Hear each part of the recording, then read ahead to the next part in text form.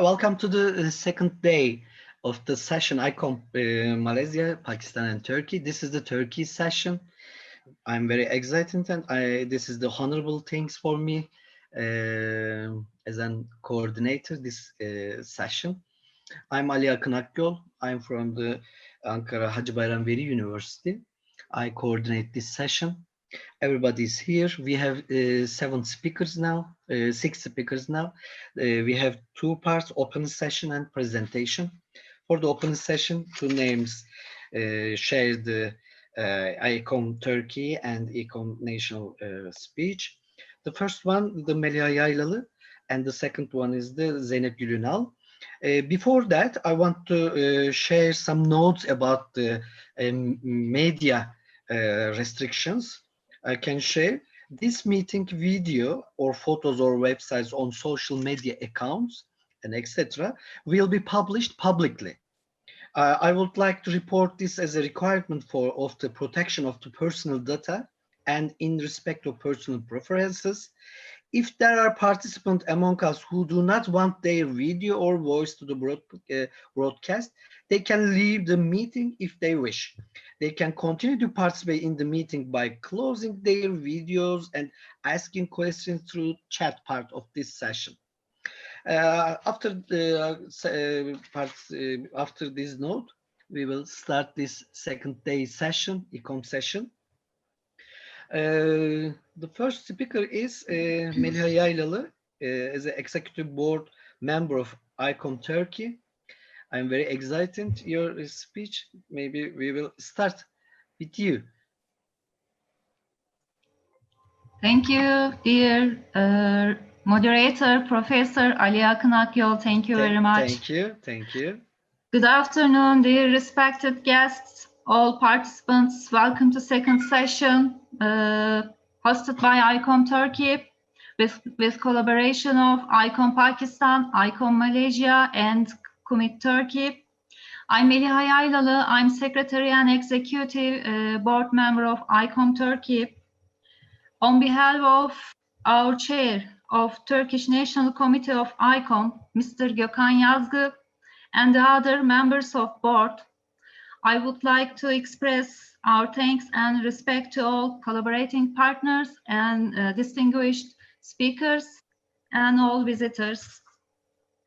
Today we are together with, as keynote speaker, Professor Zeynep Gül Ünal, member of Turkish National Commission for UNESCO and president of ICOM-Turkey, and Mrs. Sophie Delepierre from ICOM International, Head of Heritage and Protection Department, and dear Meriç Öztürk, Culture and Tourism expert from Ministry of Culture and Tourism of Turkey, dear Dr. Nadim Omar Tarar from Pakistan, Executive Director, Center for Culture and Development, and dear Professor Mahmut Aydın, member of KUMID, archaeologist from Batman University,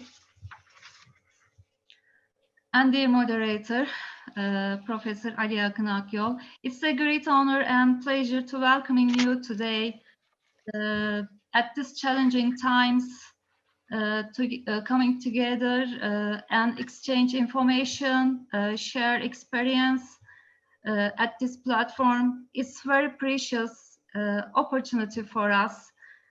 And today we will talk about prevention of illicit trade of cultural objects on the occasion of 50th anniversary UNESCO 1970 Convention. We have good news today. Our cultural heritage has returned to Turkey newly. Dear Meriç Türker will mention about this returning process. And thank you again for your participation. I wish a successful and informative, productive session. Thank you again for joining us. Thank you for your presentations as a welcome note. As a keynote speaker, Professor Dr. Zeynep Gül Ünal, as a Turkish National Commission for UNESCO and member of Tangible Cultural Heritage Committee. It's your time. Thank you very much, Mr. Chair. Thank you. Akyol, Secretary General of ICOM-Turkey, for a nice presentation. Thank you. Dear colleagues, it's great pleasure to be in here on the second day of International Virtual Conference on Museums. As you know, I was with you yesterday at the opening day representing ICORP as an NGO. Today, I salute you on behalf of UNESCO Turkey National Committee. And when I look at today's presentations and presenters, we see our power bring together unique mixture of people and experience from government, academia, and NGO. How much for the soul of a nation? And what is the real price of art? These questions, are not questions actually. These are the headlines of the International UNESCO campaign, revealing the hidden face of art trafficking campaign. As you know, the 2020 is the 15th anniversary of the 1970 UNESCO Convention on the means of prohibiting and preventing the illicit import, export, transfer of ownership of cultural property, and which was adopted by UNESCO, who took one of the most important tasks to prevent illicit trafficking of antiquities as a tool to perform this task. As we all know that the 1970 convention emerged as a result of the need of take a measure to prevent illicit trafficking of antiquities. The significance of the convention is that being the first multilateral convention for the protection of cultural property during the peacetime.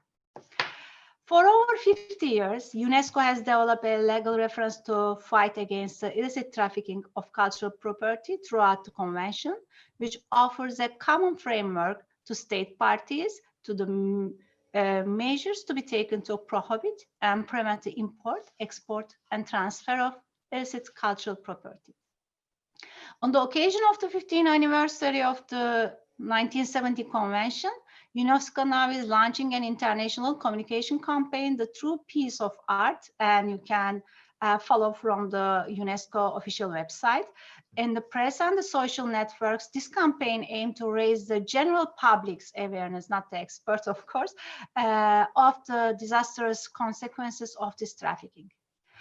Actually, these decennial anniversaries offer us a good opportunity to assess the current situation from the past to the present.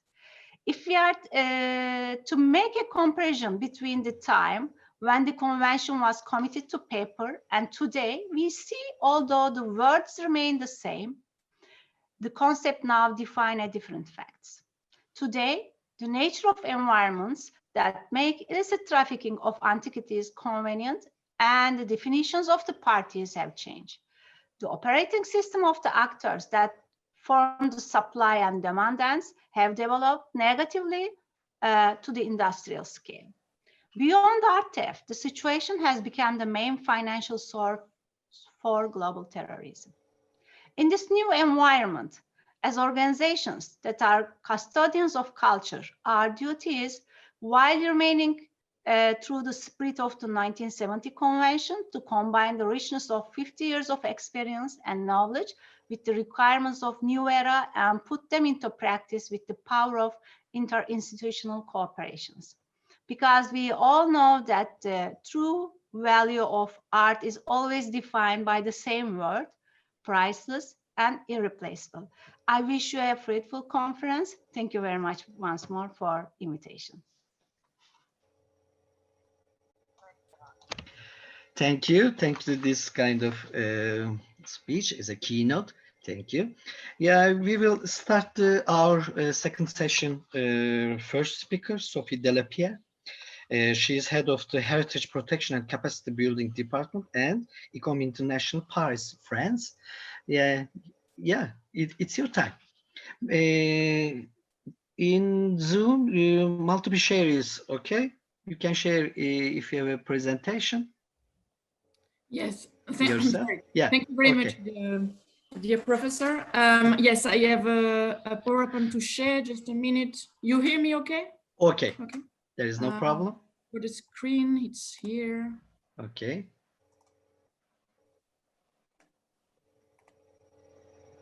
That's okay. So, excellent. Teşekkür ederim to for the kind invitation, and thank you also to other national committee who gather with you to propose the several webinars that are all of great interest. I mean, also for disaster risk management and sustainability, they are great topic. But as of today, I will focus my speech on illicit trade because it was what has been asked to me. So I will not come back to the huge network of ICOM because you are an extremely important part of it. But still, it's important to show that ICOM is only as a through its national committees, and for us is really the source of all our work. So as you know, also in ICOM, we have several activities. If today I will really focus on illicit traffic, you have to know, and you know that we are also publishing a lot. We are doing capacity building activities. We are raising awareness on topics related to museum, and we are also defining standards. So it's really important to show that the globality of our work, and in the same times, to show how we will, all these kind of tools have all a nice meaning when we are speaking about the illicit trafficking of cultural goods, and especially the fight to it. So let's start immediately on this topic. And my short presentation today will be around four, I would say, the main tools that I have inside my department to show and to prove of ICOM community is working on it since decades. Professor Gül Ünal just a few seconds ago gave us the framework of the legal international cooperation with the 1970 conventions. It's so many decades, but in fact in ICOM, in the same times, in the last 50 years, we also accompany UNESCO and other international organizations on this topic, with the specific eyes of the museum community. So first of all, a few words really on the code of ethics, because sometimes when we are speaking about the tools developed by ICOM, we forget that also the ethical rules developed through the very known code of ethics have a specific focus on this question of illicit trade. So you know that the ICOM Code of Ethics group standards, but inside it's really interesting to see that some principles or rules are really have an important meaning when we are speaking about illicit trafficking. For example, there are specific rules regarding protection and security, which is also part of the fight. You have also, and that's really here a really interesting meaning, it's about the acquisition of collection. We know that this is still a problem in some museums, the question of acquisition. And it's important to stress that in ICOM, we are clearly showing that there are rules when we acquire a collection. We need a valid title. We need to check provenance. We have a duty of due diligence, and that is written in the Code of Ethics since the 80s. And it's discussed among members of ICOM. I have some archives since the 70s. Show you that in the beginning, with UNESCO and others, we are speaking about this problematic of provenance. For me, it's really important. Of course, I will speak about red list, but ethical rules within the ICOM community, it's really also a strong basis. So also to be open to dialogue about return restitution, they are also in the Code of Ethics. And of course, we are showing that, as the professor just said before, we have a legal framework, like a strong basic foundation on where the organization are constructing the cooperation. But the legal framework, the ratification and implementation by the state is still the base of our work. So I don't go further on the code of ethics. You know it, you know where to find it. Uluslararası bir şeymiş bu ya. So I will just now move to the tools. First tool that I also like to recall is the object ID. Why? Because every time we have an emergency, we have a capacity building. Every time where we are speaking about illicit traffic, the word inventory is coming in the conversation. You know, you are the professional of museum, not me. And you know that a main part, a big part of the work of a curator is also to take care about the inventory, make sure they are done first, but also to have enough copies in different space, because when you have an emergency, it's important to back to this document. When I'm speaking to the police about a theft, for example, it's the first things they ask is the inventory and access to picture and data. That will be always and always an important point, inventory, when we speak about fight illicit trafficking. So that's why I'm recalling this basic tool, but still an important standard when you are speaking about documentation. It's the object ID, and it's still promoted by ICOM. Of course, this is a basic tool, and we can go to the large possibilities of documentation with, for example, CDOC, which is the International Committee on Documentation that you know, and who is also proposing to all museum community a vast possibilities of tools, just like digitization and CRM standard and this kind of thing. So from the basic object ID to the really technical, most recent technological tools, we have a range of tools to give to ICOM members. So it's important also to say. Third instrument, it's maybe one of the most recent, is the Observatory, which is a website that you have the link here, or you can put in Google International Observatory ICOM and you arrive on it. It's a platform working like a database when you can find thousands of sources regarding the fight against illicit traffic. It can be articles, it can be laws, it can be contact experts, it can be a lot of things. ICOM is still thinking about how to improve it, but it's important to name it.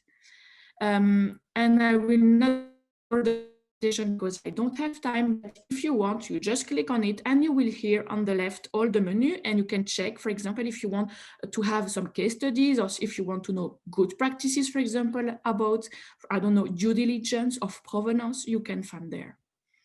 Last but not least, maybe one of the most renowned a tool of ICOM, they are the so-called red list. I have one or two examples behind me, and I think that this tool is promoted since 2000, and for 20 years we made this kind of list for countries or region where there is a specific risk on object. There are some criteria, and then again, I could do hours of presentation, but I will really go to the main point, which are that it's important that to show the criteria for them, and also to say that the object in the red list are not stolen. That's not stolen object. Is only kind of object that show which kind of other object that can be illicit trafficked.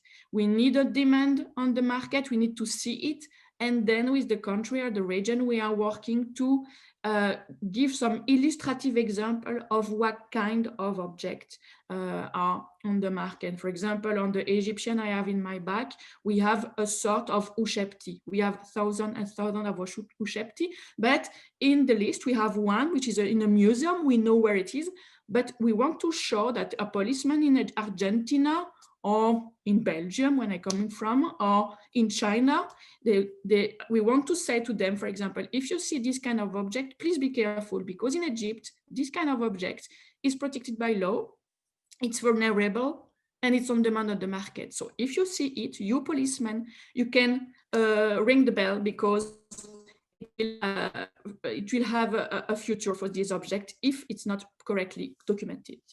So that's why we are doing this kind of tools, because of course it's good that the 1970 convention said to the country, be careful to your custom, to your police, but if you don't help them to tell which kind of object is on the risk, then it's kind of complicated to know about the artistry of everywhere in the world.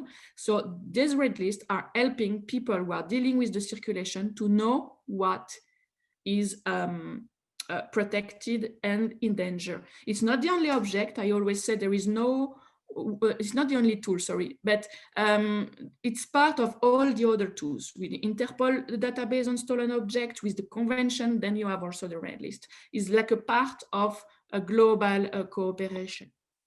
So it can be used for a different type of person. That are the last one. We have already 17 red lists. We are now working on the 18th one on the Southeast Europe. We are working with our partners like UNESCO and UNIDROIT for the convention, and Interpol and World Customs Organization for the law enforcement part.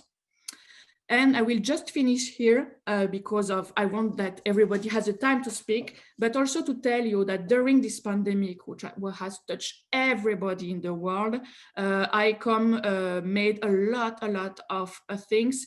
We made studies, we made recommendations, we organized a webinar as you today, just to help to understand at the global level what happened for the museum. We have to know that 95% of museums in the world closed.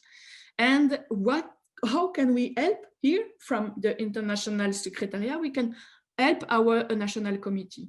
And I just want to stress one point, which are the recommendation we made on security, because this may be the one who is the closest to our topic today. And because we saw that sometimes the fact that the museum has to close so quickly, they had to maybe some little problem of security. So this kind of recommendation we made with Interpol already in April. So at the very beginning, we wanted to say to them, hey, there are tips for you. We know that you are in a difficult situation, your museum, you have to close. So here are some tips for digital, for conservation, but also for security. And they are really basic, but they can help them to have some ideas or come out to find a situation, a solution to this really specific situation. So I stop here for today. Even I'm happy to answer to any question you have. Thank you again for inviting us, ICOM Secretariat. And if you have any question, you have my email. And I'm really happy that this kind of topic like today is still, it's continued to be speak at national level with the help of the National Committee. So thank you very much for your involvement to that and for your dedication. Thank you. Thank you so much for the very informative presentation. Thank you, Sophie Delafie. The next speaker is Meriç Türker Öztürk. He is a member of ICOM-Turkey and culture and tourism expert at Combating Illicit Trafficking Department, General Directorate for Cultural Assets and Museum, Ministry of Culture and Tourism of Turkey, Ankara. Yes, it's your time. Thank you, Mr. Chair. Do you hear me well? Of course, there's no problem. Okay, thank you very much for the organizers convening this wonderful meeting. And I would like to share my screen first.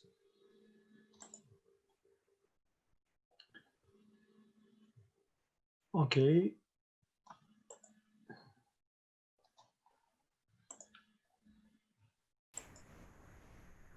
Okay, can you see my PowerPoint? Of course.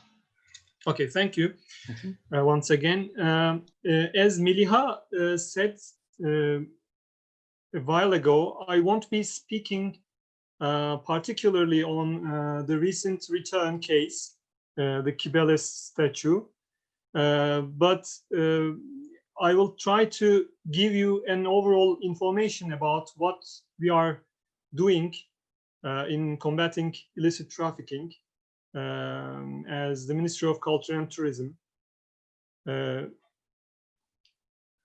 The fight against illicit trafficking has been consolidated in worldwide since the UNESCO 1970 Convention, which urged state parties to take measures to prohibit and prevent the illicit import, export, and transfer of cultural property.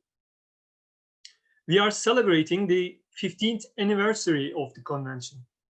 I hope the future will bring more cooperation among the state parties and further understanding of the importance of the fight against illicit trafficking.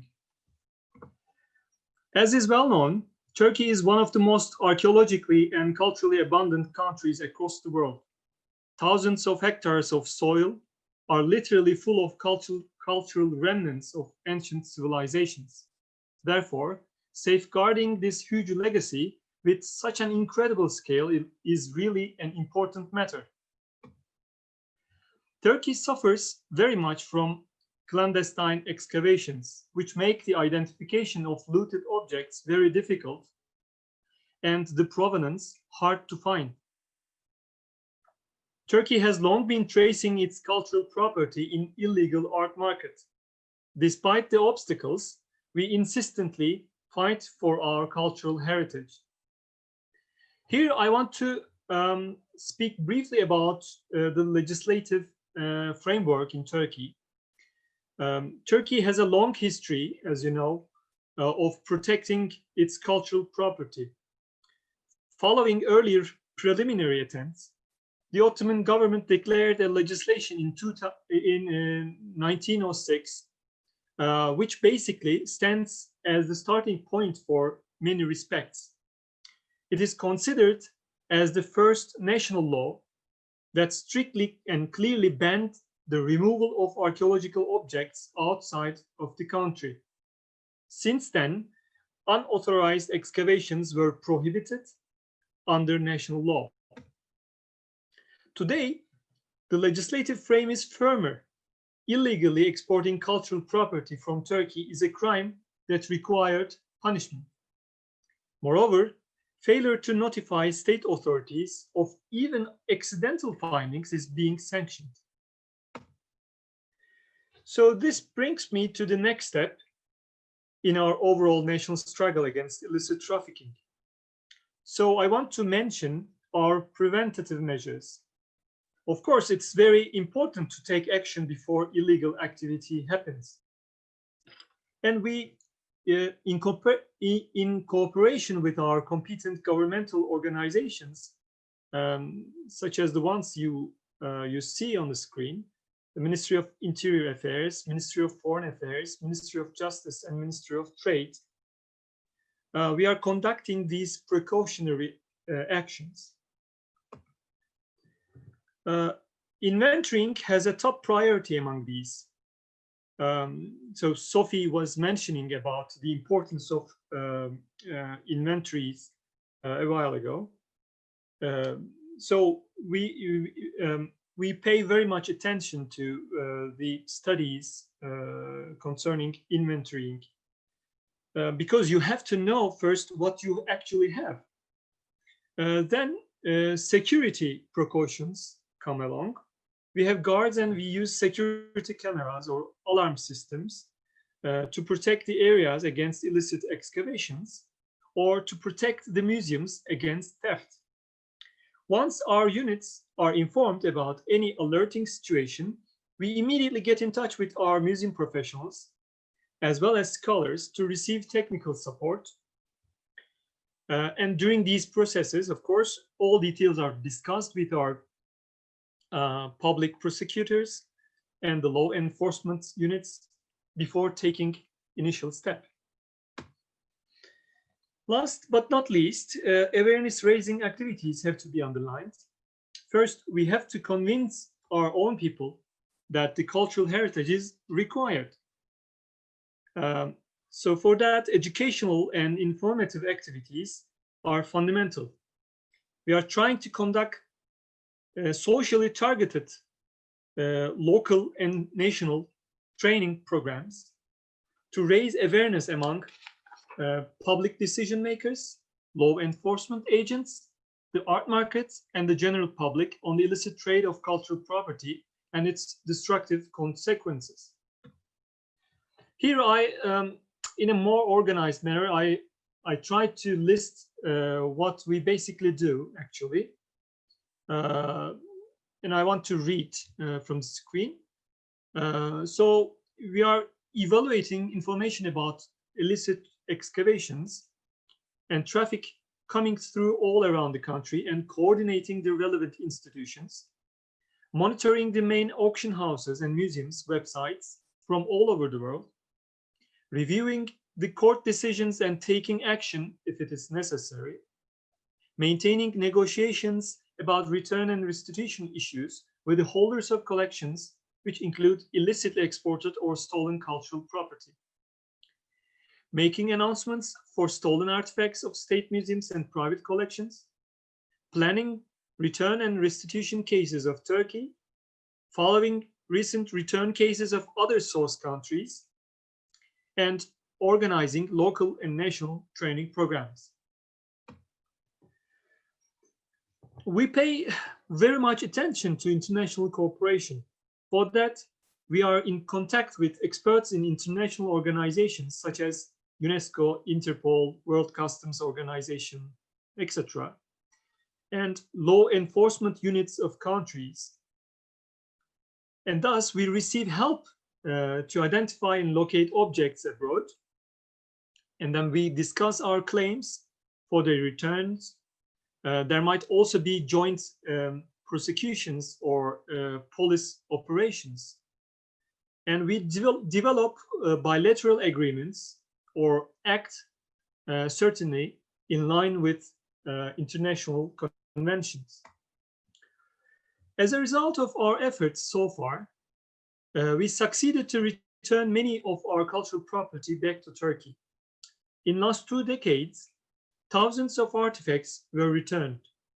We engaged in lots of cases in which cultural property of Turkish origin have been found in state or private museums or collections, in auctions, or have been seized at customs or subject of prosecutions abroad. The most preferred way to enable the return of illegally removed objects is bilateral negotiations. During these negotiations, we also refer to ICOM's Code of Ethics, and particularly the articles on provenance and due diligence, as Sophie has just mentioned. And our experts are searching for any evidence in any country that they noticed in their extensive inquiries. And I want to show you our latest return. It just arrived last night. This is a wonderful piece coming from the United States. Turkey has taken various measures to halt illegal trafficking of cultural artifacts, not only within its territories, but also in its neighboring region. When the Syrian civil war began, it was the cultural heritage of Syria much suffered from destruction and illicit trafficking. Turkey immediately responded to the circumstances in its neighbor by making announcements to all Turkish museums, including private museums and collectors, about the cultural artifacts that might be looted from Syria or Iraq. In various international occasions, Turkey has declared its intentions toward looted heritage. For this, we already expressed that we are keeping the Syrian origin objects at our museums to be returned to Syria when the war is over. Turkey's efforts for protecting any object of illegal background may show further its attitude. So far, in various cases, we returned many objects to their country of origin. Recently, in 2019, we returned 81 objects to neighboring Iran and 2 objects to China, as you show on the screen, as you can see on the screen. Recently, we are working on other return issues, and we will announce them, I hope soon. So before ending my presentation, I would like to stress that I find this international cooperation and solidarity very important, because that shows how the source countries and how the source countries stand together against illicit trafficking, and how they are capable, insistent, and successful to find ways for the return of cultural property to countries of origin. Thank you very much. Thank you for the very valuable information, Mr. Merç Öztürk, about the ICOM-Turkey position for the illicit traffic, illegal traffic. Thank you so much. I can give time for the Inga Karya. I saw as a member of this Zoom media, ICOM Georgia, from ICOM Georgia. If you want Inga Karya, say about something about the ICOM Georgia position, please, you can say something about Inga Karya. Yes, maybe later I can give a session minutes, I think, for the Inga Karya. Yes, in our program, it's the time for the Dr. Nadim Omar Tarar time. He will present the prevention of illicit trafficking of antiquities in Pakistan. Yes, please, it's your time. Yes, thank you very much. I have thoroughly enjoyed the presentation of my colleagues here from Turkey. And I think Pakistan has pretty much, has done the same, and it is moving along the similar lines. And but I'm here speaking as a, if you like, as a sort of independent observer. And I would like to share my thoughts on how to actually prevent illicit trafficking from taking place, how to actually stem it at the roots. Most of these efforts are at the global level, at the bilateral level. But there is a, I would try through my presentation, I would try to explain that there is an enormous pull from the international market, from the market countries, that we cannot really we eventually succumb to it. We have to have all the laws and everything. So that's my sort of crux of my presentation. And then a solution which actually suggests that we probably need to liberalize the domestic trade in antiquities in the country.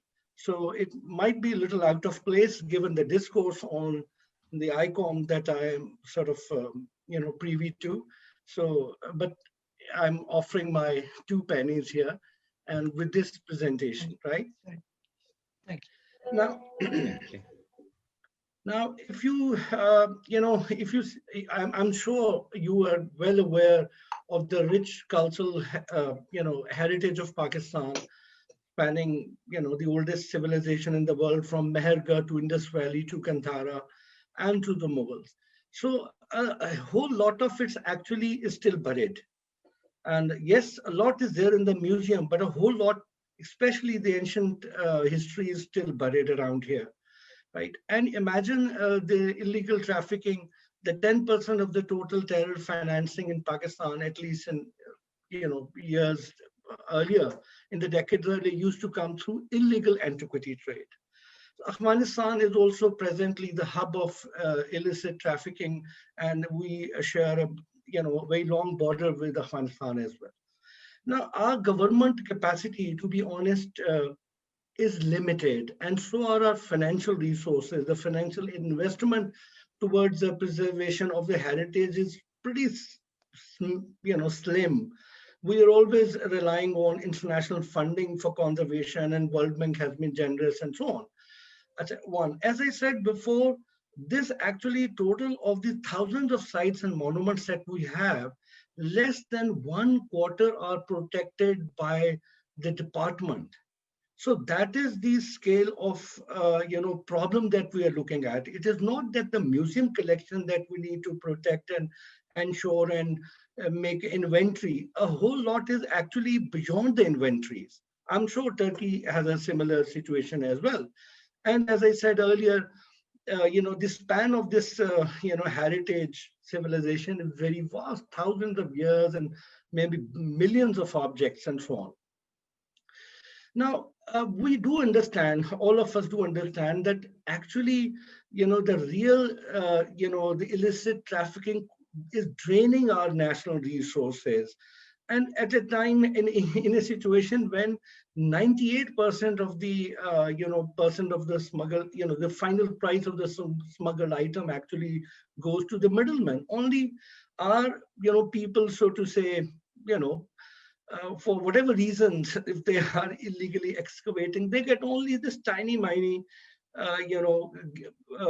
out of it, and actually a whole lot is, is profit goes elsewhere. Where does it go? As we all understand, that illicit art trade is second in the world in terms of profitability. That was the, pull factor that I was referring to. It is really a $6 billion, so to say, trade worthwhile, right? It's Interpol figures. Now, who are benefiting? These are the people benefiting. Some of us are benefiting in the museums. And as it was rightly said by Sophie, that yes, acquisition, museums have to be made accountable to how they acquire their artifacts. And if you look at these sort of figures, that every antiquity that has arrived in America in the past 20 years has been broken the laws of the country from it came from, whether it's Met or whatever, all these wealthy museums. And there's a whole lot into it, how these donors get tax incentives and which actually contribute to the illicit trafficking. So what we are saying is, and this business of auction houses, which is actually steeped in secrecy, right? Just imagine that 5% of all antiquities offered for sale in London auction houses had no published provenance. You can control the museum, but how can you control? Yes, there are ways and mechanisms. I'm not saying that nobody is raising these issues and moving towards that. I'm just trying to, build up the scale of the problem, the complexity of the problem that illicit trafficking involves. Now, further on, of course, I mean, that is the time to celebrate, to acknowledge, to support, to extend these UNESCO convention, which was a first ever attempt, and a lot has been done by UNESCO and ICOM in order to, stem this tide of, the illicit trafficking. And now, as we understand that the interest of the source countries like Turkey, Iran, Pakistan, China, right, and the market countries are conflicting. The market countries really want, through their liberal laws, they want these commodities to be bought and sold freely, whereas we don't want that, right? So UNESCO conventions and the subsequent international legislations have tried to address this problem. In fact, they are considered some kind of, they had, UNESCO is accused by the market countries as having a bias for, artifact-rich nations like source countries like Pakistan and Turkey. So they've been very reluctant to join this UNESCO convention. I figured out that England joined in only 2002, Germany 2007, Switzerland and France likewise. I'm not sure about France, but the rest of them are definitely there. So they are slow to join because of their own corporate interests, their own market philosophy, right? Now, what we have done probably pretty much what Turkey has done. And we have, as I say, we have this blanket legislation, we nationalize the cultural property, and our antiquity acts in all the provinces and at the federal level are pretty stringent. They are almost draconian laws. But still, despite all of these legal sort of remedies, we have not found the solution to the illicit trafficking. I'm personally witness to the loot and plunder of Gandhara because we are based in Texila. And I know how of this antiquity is right. I mean, people come to me that if you have an international buyer, you'll make millions out of it. And I just say, so no, please, we can't get into this. We are trying to stop it, not promote it. But that is the ease of doing business in Pakistan, that illicit trafficking is ensured. I mean, you buy something from here, you like something, I can show you here, and I can ensure you that this particular thing will be delivered at your doorstep in France, in Germany, in Turkey, wherever you want it. So that is the kind of ease of doing business that we have seen that is actually leading to this illicit trafficking. Now, my 2 pennies are very humbly, I think that and this is being argued elsewhere in the world as well, that we have to admit that we can't stop this illicit trafficking at the national borders because of our weak, porous borders, our custom officials' corruption, and so many other factors. So what do? So to retain the national treasures in Pakistan, a set of progressive legislations and some kind of fresh thinking is needed, and to strike at the root of it, and which is what? That we have to actually develop legitimate domestic market for trading antiquities and then exporting it abroad under state control. Now, this is a very sort of, I would say, ambitious suggestion, but that, in my humble, estimation, is the only, sort of honest way forward. Otherwise, we can definitely, console ourselves that we are doing enough and we have done enough, and all these countries are now following in line, and there's a future to go, and don't get into this because yes, fears of UNESCO are there. That, of course, every archaeologist you talk to, he would say it's insane. It is wholly undesirable. It will lead to the wanton destruction of heritage. I mean, I think this is particularly understandable, objection to my suggestion. But what I'm saying is that, for God's sake, there's a complete unchecked plundering of vast number of unprotected sites in the country. Unlike India or unlike in Turkey, we do not have an inventory. I can assure you, even some of the museums do not have a complete inventory with the details of the provenance, right? So what we are saying is, yes, we can hide ourselves, and sort of just pretend that, yes, we can manage illicit trafficking and smuggling. I'm speaking from Pakistan. I can't generalize it to the world. So what we are saying is, as I said earlier, turning this cultural wealth into economic wealth. We really have to actually, kind of, if you get to this idea, then you have to actually plan things very, very carefully. It's not just an either or situation, or you don't sell it or you sell it with no, restraint. I'm not saying that. I'm just saying we need to get private sector involved. A state do not have resources. Pakistani state is increasingly under pressure to actually get foreign investments and private sector investment in everything. CPAC is rolling because of the China has the money to invest in Pakistan. So what we are saying is we have to give private sector a legitimate role. We have to have a framework which can bring them in. And there are international conventions which are actually, which would give us the, at least a step forward.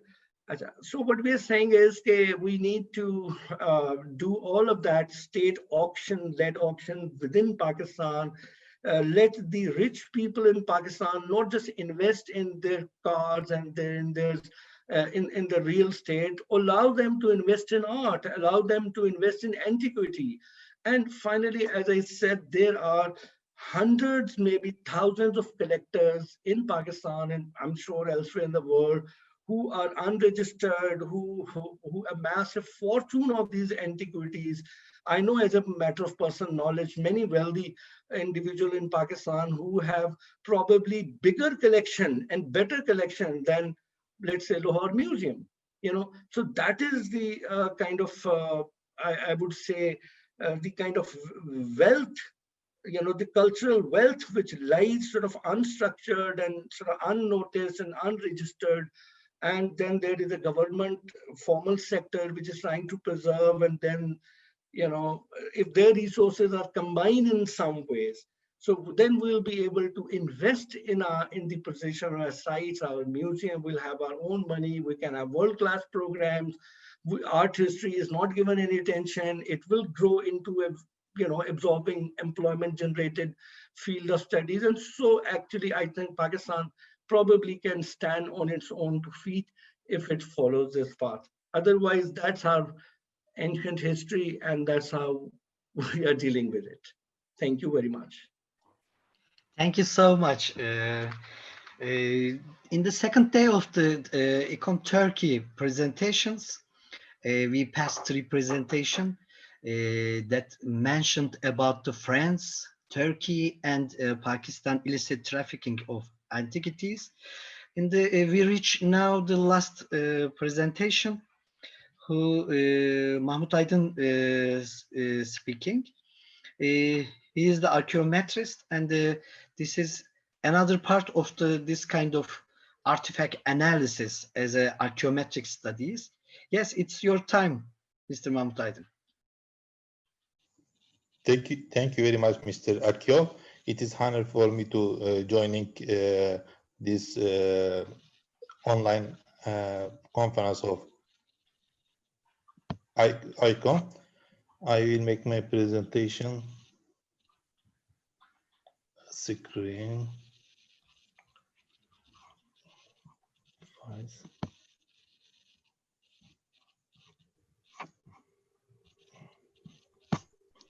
Sorry, file basic. First, you open your file, and then you can share with the green button and choose, and then it's automatically open. Okay, I will do it. Mm-hmm.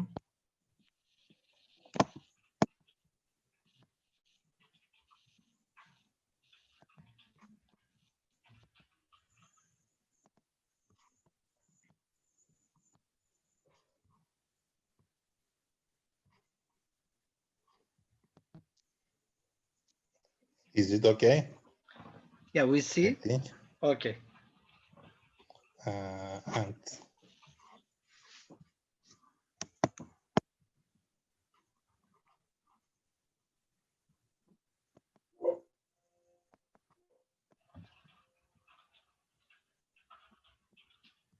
You can close this window. Yeah. Okay. Right up. It grows. Yes, you can close it. Not let me, I think. I think this. We see the presentation. Maybe you can close, right up, close. Yes, it's not permission. No permission. If I not let me to close it, sorry. If you want, you can send me by WhatsApp. I can open with you. Okay, I am sending you to with WhatsApp and.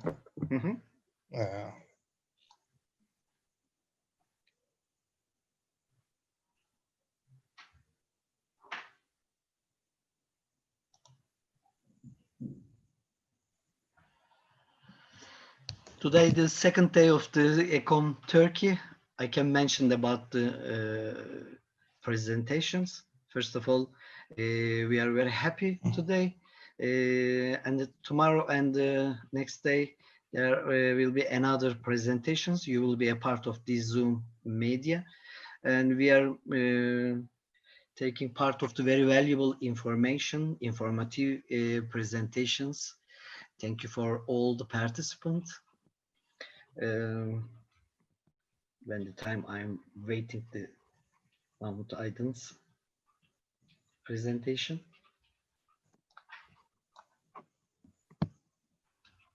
I have sent to you, Mr. Akyol. By WhatsApp or email? By WhatsApp. Okay, I'm waiting.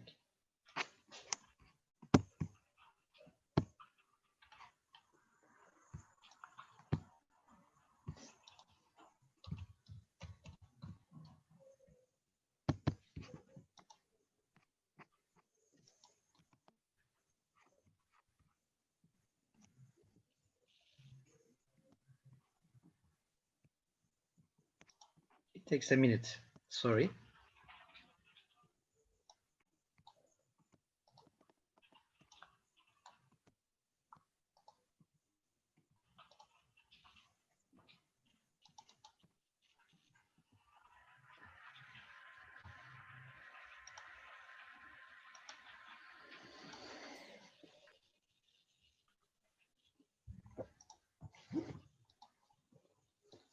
I'm opening now.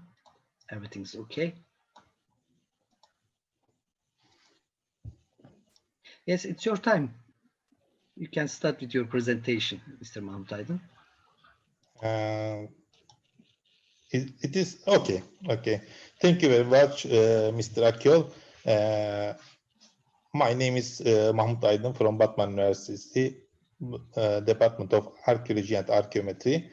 My subject is importance of archaeometry in preventation forgery and illicit traffic of cultural properties. As you know, there are many ways to fighting with illicit traffic of cultural properties, and we have very powerful gun to combat with illicit traffic of cultural heritage, and one of them is archaeometry. I think, okay, thank you.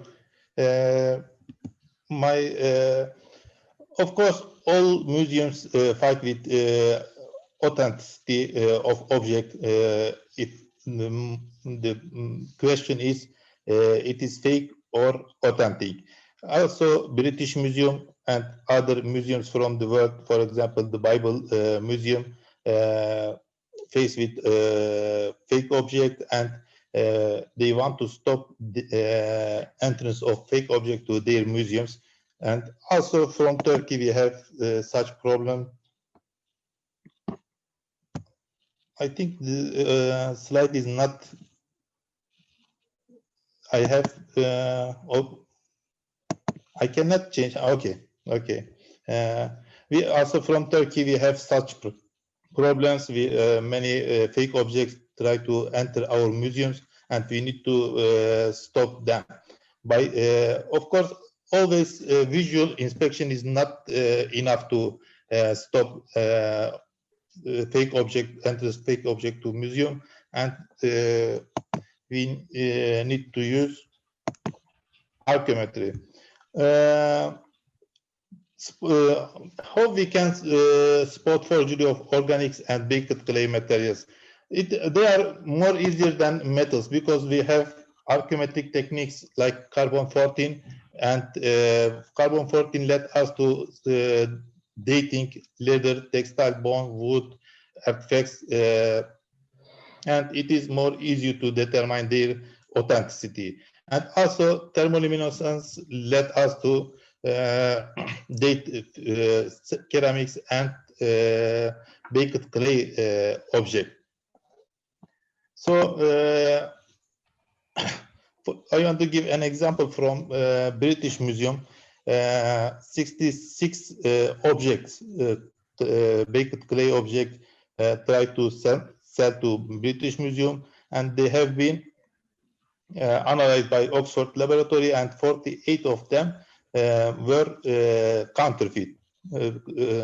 Another group from Hacılar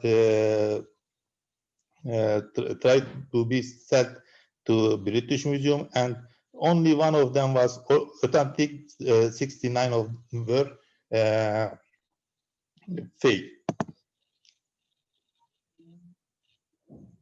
Actually, the most difficult one is metal object, because we cannot directly dating them. So mostly forgers, smugglers using fake of metal object, produce fake of metal object and try to sell them to museum. There are two kind of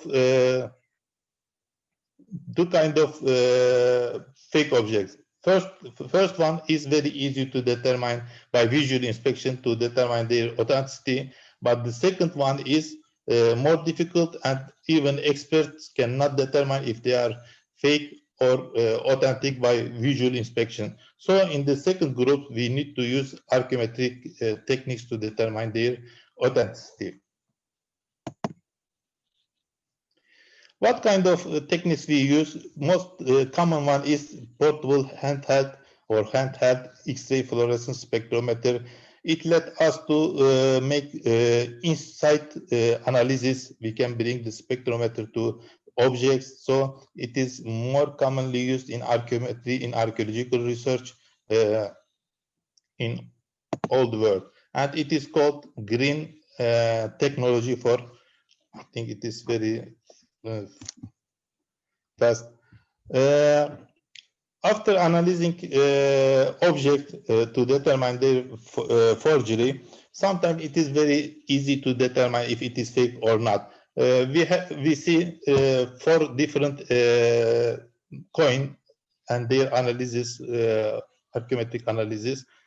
First of all of them must be silver if they were authentic.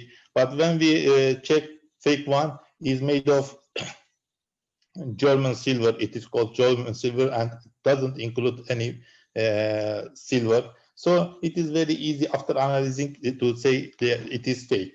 Second one should also include more than 90% silver, but when we look analysis result, it made of solder and the result including lead and tin. So in this group also for archaeometrists, it is very easy to say this is fake.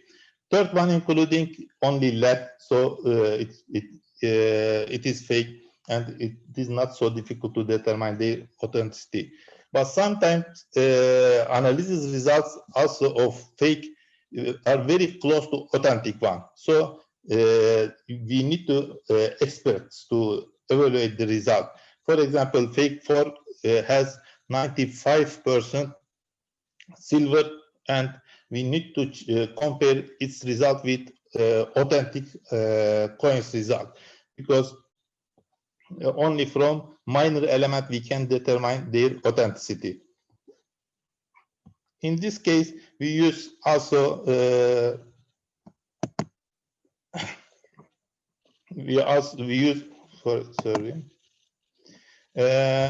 in the this slide we can see portable X-ray analysis result of Pertinax and Pescenius Niger's analysis result. When we compare authentic coins and fake coins result, especially minor element from minor element, we can see easily differences of authentic and fake ones. Authentic coins including higher lead, higher tin, bismuth, and it is more colorful because it is purified with ancient technology and the results are more rich. When we look the minor element of fake coins, because of they produced with modern technology, they including less lead and less including zirconium, because they are produced with today's technology and they don't including many elements. In this also from another Roman Emperor Septimius Severus and his wife Julia Domna's silver coins. When we looking analysis these fake objects including higher than authentic silver, higher than authentic ones, and when we look the minor elements of fakes, you can see how they are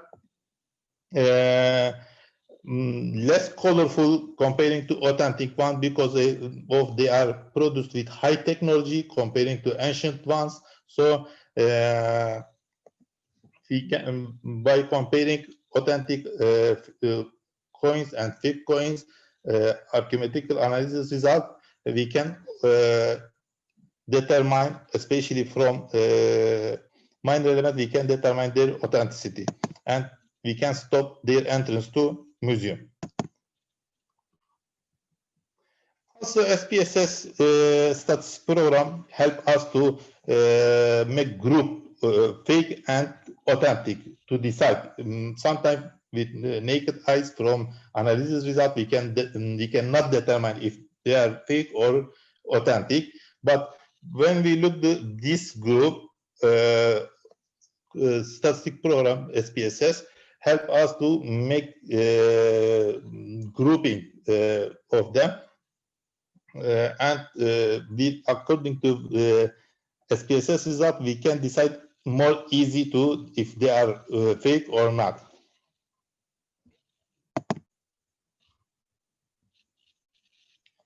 This is a very good result in terms of fake and authentic. From this, you can see left side of this slide, our analysis result of silver coins of Roman imperial age.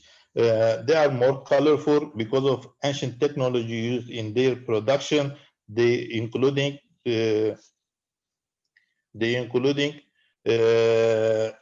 higher silver, higher platinum, bismuth, lead, higher lead. But this is result of purification, production technology. And right part of the slide, this one fake, written fake, made of with today technology, and they don't including platinum. You know, platinum is very expensive, and bismuth and tin because of technology differences of ancient and today.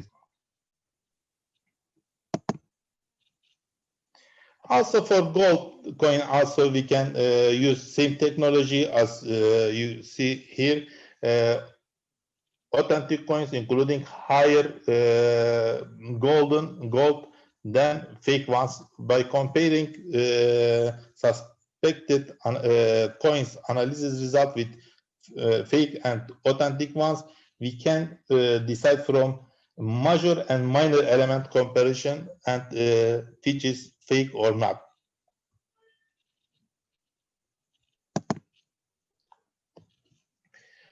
Sometimes forgers use authentic object to to produce new ancient new object. From this scan electron microscopy, we can determine if an object new produced or not. How we can determine this? The metals are made by preparing an alloy followed by shaping into the final form. When the hot liquid alloy solidifies, some segregation place resulting in copper-rich phases. Various measurements on such sample surface of newly poured metals therefore show large variation in the copper content. In large time, copper-rich phases of metals diffuse. Its copper and copper percentage become equal in all parts of the silver and gold metals. When we look the authentic metals, this is a silver coins, and these black coins are copper-rich phases. But in time, when 100 years or 1,000 years pass on it, we can see analysis of copper doesn't increase or decrease in all parts of the metals. But on the other side, when we analyze a fake coin, when you pass on the analysis the black point, the copper-rich point, and when you pass on it, you can see copper increases immediately, and this shows this is a new produced metal. When we I need to give some examples. This is an Vespasianus coin from Roman. He's Roman emperor, and this coming from excavation. When we analyze its copper-rich points, we can see 2.7, 2.5, and all part of it. The result didn't change. All all black points, including only very small copper level. When we look the all part of this black points, we can see copper doesn't increase or decrease. It is diffused, spread in all coin equally. But this is for fake coins, it is increasing immediately because it is very young metal. And when you see analysis result from 2 point in authentic coin, it was 2%, and in fake one, it increased to 30 or up to 30 for fake coins, because this show, this say for us, I am a young metals and I produce new. So scan electron microscopy help us to determine if a metal produced new or not. This is another authentic coins. Again, we analyzed copper 2%, and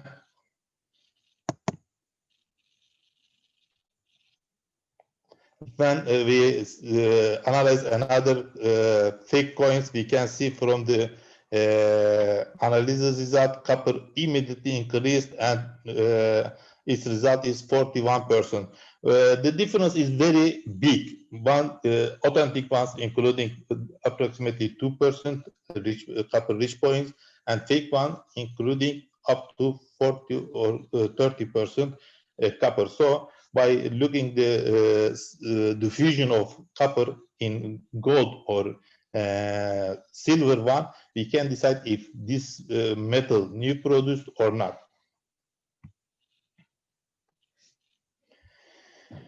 Another problem is prevention of replacement of counterfeit object with authentic object by using archimetric techniques. How we can get help from archimetry? First of all, we have listened how to check object ID checklist from Sophie previously. I think for object ID, also chemical composition should be included in the list, because visual of stolen object can be changed. Its weight can change, its visual can change, but chemical composition, they cannot change chemical composition. This helps us more than visual recording. So by determining is the chemical composition of an object from different aspects, and when they stolen or replaced with fake one, we can check if they have been replaced with fake one. And this also, for big object, it is more difficult, because from many aspects you need to make analysis and record them, especially from which point you have analyzed, you need to record it, because big metal objects are not homogeneous, so they are heterogeneous. So you need to record analysis point, and maybe they are also, I think, should be kept in secret places, not published or not delivered to everybody. And after, in case of it, you think the object changed or stolen, this analysis result help you too much.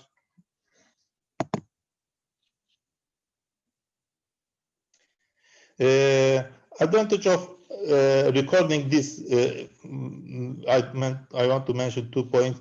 If the chemical composition of the object is known, it can be understood whether it has been replaced with counterfeit in time. And another its advantage is, if an artifact is stolen, it will be easy to archimetrically prove whether the font or artifact is your stolen artifact, and it can be returned to your country. Because after an object stolen, many of its fake produced and take action in the market, so it is not easy to determine if the font object is yours or not. Another object is how we can prove ownership of stolen object or returning it to homeland by using non-destructive archimetric techniques. I want to give one example from Turkey, and hippocampus golden winged seahorse was stolen from Uşak Museum, Turkey in 2005 by replacing it with fake one. And Turkish authorities and Interpol have been trying to find it, An object thought to be authentic was found in Germany, in the city of Hagen. This study including portable X-ray fluorescence and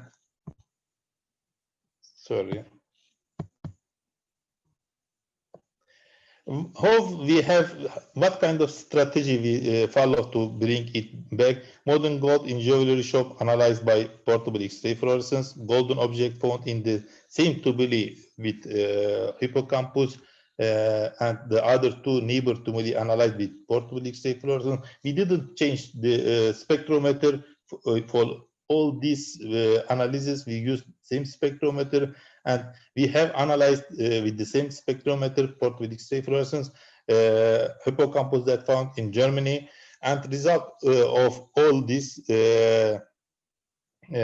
compared with SPSS, and it has been decided if the object found in Germany is our stolen object or not.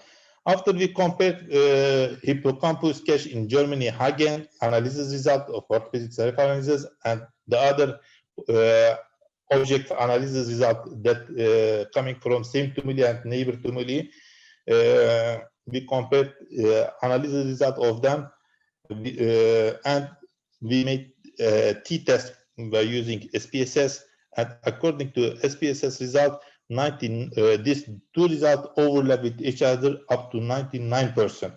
So we have decided this object, our stolen object, and we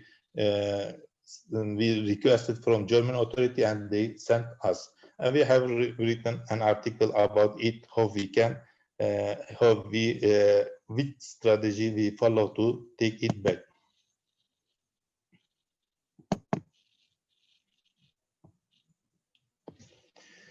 Non-destructive architectic techniques that called green technology help us to stop forgery and illicit traffic of cultural heritage objects, less more commonly used, and support archaeometry that combat with illicit traffic of cultural heritage properties and protect museum. Thank you very much for your patience and for your joining. Thank you so much, Mr. Mahmut Aydın. This is another part of the museum illicit trafficking. This is the analysis part of the site. Thank you for the archaeometric analysis and sharing with very valuable information. So this is the end of today's meeting. If anyone wants to ask or any suggestion, you can leave your comment in the chat area. I'm checking now.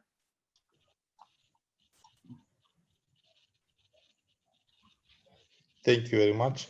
Thank Mr. you. Bahati. It was a very informative presentation.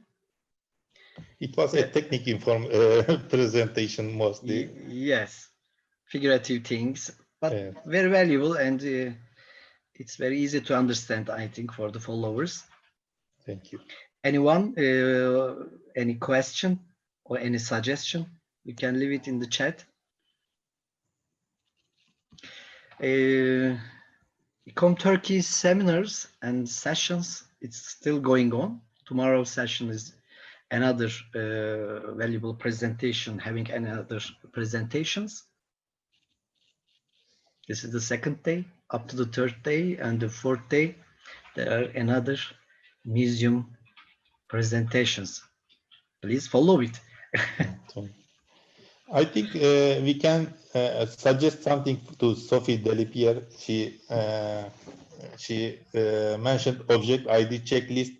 Maybe chemical composition also can add it to this checklist, and their suggestions are very important for all part of the work and all museums. And we can benefit from chemical composition with determined with non-destructive with green technology. Maybe this also can add to next suggestions. Well, yes, I heard your suggestion, of course, because I was listening. My camera was not open because my connection is not very good, but I was carefully listening, and I heard you propose it. I agree with you that technology, when it's possible, must be used for to determine fakes, for example, which is also a huge part of the illicit trafficking, but also in any duty or daily basis work of the museum. And I think technology can be really, really an asset for many, many countries. Archaeometry, I heard about it a lot before, as 3D, as any other a possibility. Congratulations for the work you are done. The case of the Hippocampus I also followed. It was really interesting. Regarding object ID, I agree and disagree in the same times, because object ID is really basic. I mean, for a lot of countries, they are way ahead than that, because it's really how can you measure, how you put a little rules with color is really basic, because in ICOM, which is sometimes really complicated, it's to be able to speak to the countries where unfortunately there is really not a lot of resources, human or financial, to do inventories. So we need to offer something super basic. And we are also to reach countries where are already in a place where technology is easily available. So we have to do this big step like this.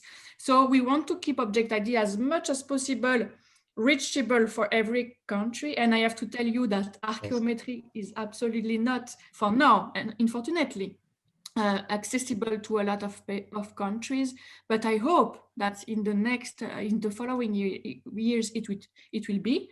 But it's now we have really to do this huge step. If I can take the comparison regarding security, for example, and in our recommendation, we said to a lot of countries, please check your alarm system, your intruder system, please careful with your guards, and if they have COVID, make tour differently, this kind of thing. Yes. But also we said to other country, okay, if you have nothing at all, no guards, no CCTV, no intruder system, please see with the neighbor if they can be the eyes and the ears of the museum in the night, or if they are listening something or see something, they call the police immediately.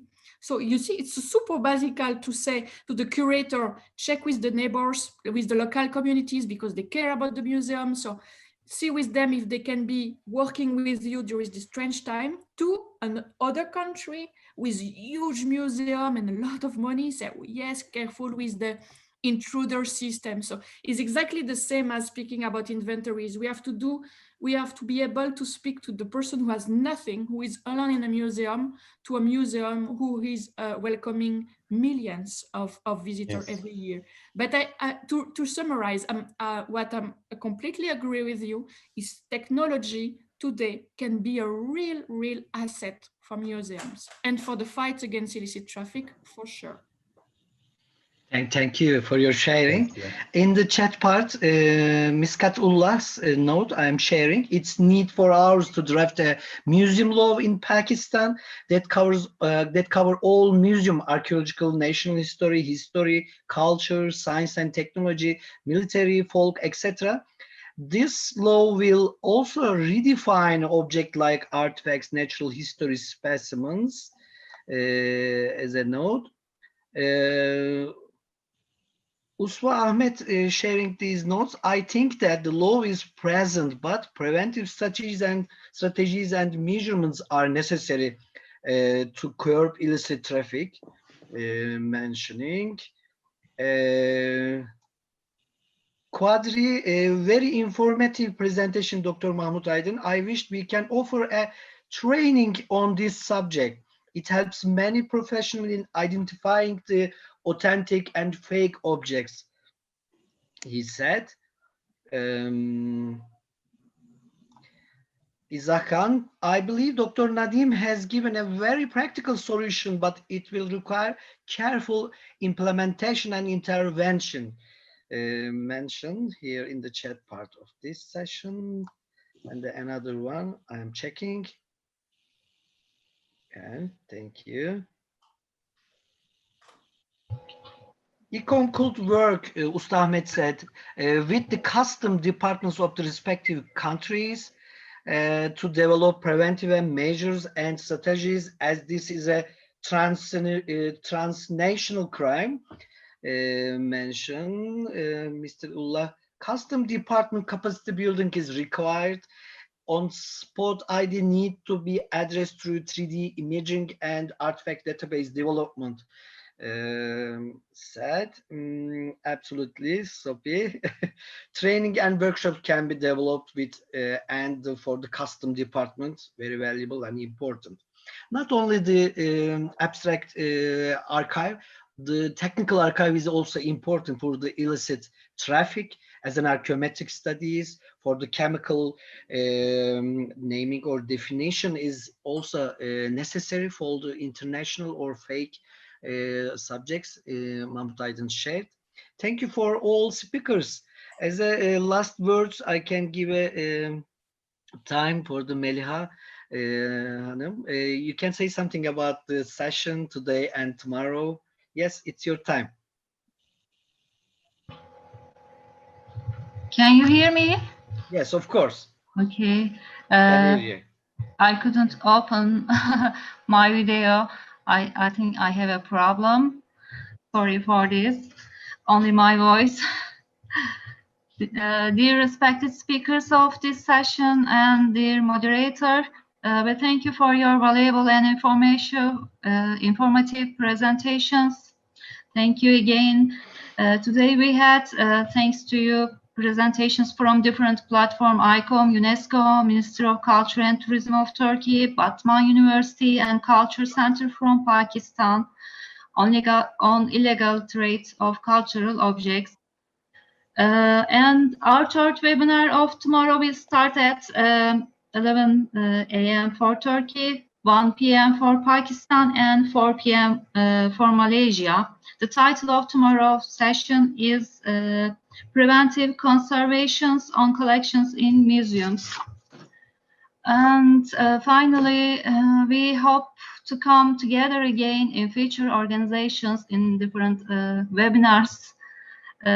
See you on tomorrow's session. Thank you again. Thank you.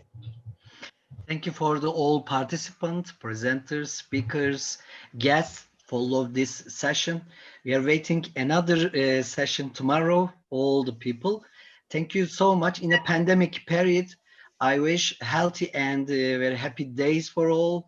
Thank you so much. In a minute, I close the session. I'm waiting as a householder. I'm waiting. Thank you so much. This is the end of this session. See you tomorrow again. See you.